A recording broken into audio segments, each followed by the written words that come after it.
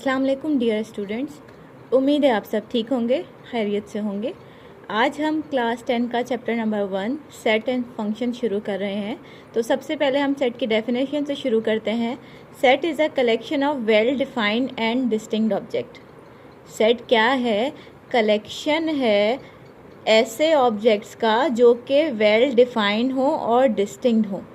ठीक है, well defined और डिस्टिंक्ट का क्या मतलब है? वेल डिफाइंड मतलब कि आपको अच्छे से डिफाइन किया गया। अगर मैं बोलूँ आपसे सेट ऑफ स्टूडेंट्स, तो ये वेल डिफाइंड नहीं है। कौन सी क्लास के स्टूडेंट, कौन से स्कूल के स्टूडेंट्स, कौन से कंट्री के स्टूडेंट, आपको कुछ नहीं पता। ठीक है, तो ये वेल डिफाइंड नहीं है। अगर मैं बोलूँ set of students of class 10, तब ये सेट है, तब ये वेल डिफाइन है। आपको पता है 10 क्लास में कौन कौन से स्टूडेंट्स हैं, तो अब ये वेल डिफाइन है। इस वजह से सेट का वेल डिफाइन होना बहुत ज़रूरी है। ये सेट नहीं है हमारा, ये करेक्ट सेट है। ऐसे बहुत सारे सेट्स होते हैं, जैसे कि हमारे जो है नेचुरल नंबर के सेट जो कि 1 से शुरू होता है। ठीक है, होल नंबर, नेचुरल नंबर का सेट जो 1 से शुरू होता है, होल नंबर का सेट जो 0 से स्टार्ट होता है, इवन नंबर का सेट जो कि 2 के टेबल में आए, डिविजिबल बाय 2 हो। ठीक है, और जो है ऑड नंबर का सेट जो कि 2 के टेबल में ना आए, यानी 2 से डिवाइड ना हो। ऐसे प्राइम नंबर का सेट इस तरीके से। ठीक है, प्राइम नंबर जो कि सिर्फ अपने टेबल में आए, 2, 3, 5 एंड सो ऑन। अब हम आ जाते हैं सेट की नोटेशंस पे, यानी सेट में कौन कौन सी चीज़ें नोट करने वाली है जिनको आपको याद रखना है। सेट को डिनोट किया जाता है कैपिटल लेटर से, यानी ये जो सेट हैं ये जो है ये डिनोट किए जाएंगे कैपिटल लेटर से। ठीक है, और सेकंड इसका है enclose in curly bracket. Set को कर्ली ब्रैकेट में इनक्लोज किया जाता है, बंद किया जाता है। ठीक है, एंड थर्ड इसका पॉइंट है, इसको सेपरेट किया जाता है कॉमा से, यानी इनके बीच में कॉमा आएगा। अब जो है हम सेट के रिप्रेजेंटेशन पे आते हैं कि सेट को आप किन किन तरीक़ों से रिप्रेजेंट कर सकते हैं, किन किन तरीक़ों से लिख सकते हैं। जो पहला फॉर्म है वो है इसका टेबुलर फॉर्म, जिसमें हम यही इसी तरीके से लिखते हैं जो हमने पढ़ा है ना।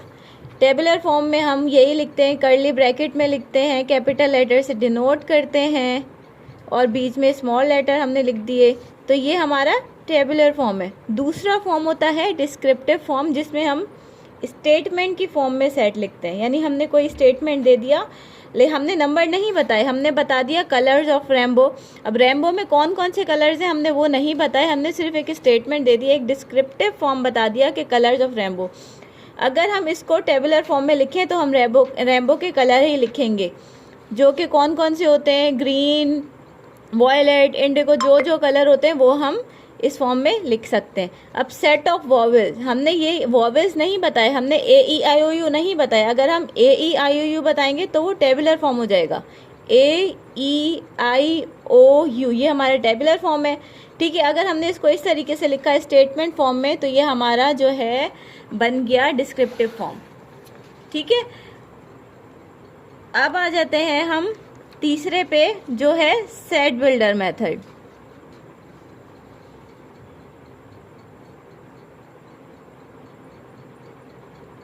अब सेट बिल्डर मेथड कौन सा होता है? जिसमें हम सिंबल्स यूज करते हैं, जैसे कि ग्रेटर देन, इक्वल टू, ठीक है, belongs to, does not belong to, इस तरीके के। अब इसका एक एग्जांपल ले लेते हैं।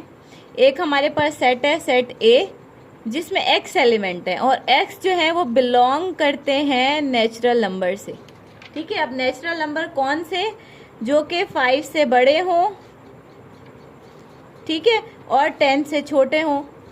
तो ये हमारा डिस्क्रिप्टिव फॉर्म में आ गया। अगर हम इसको टेबुलर फॉर्म में लिखेंगे तो टेबुलर फॉर्म में इस तरीके से लिखेंगे 6, 7, 8, 9 तक। ठीक है, ये टेबुलर फॉर्म है। और अगर हमने इसी को ही सेट बिल्डर फॉर्म में लिखा तो ये इस तरीके से लिखा जाएगा।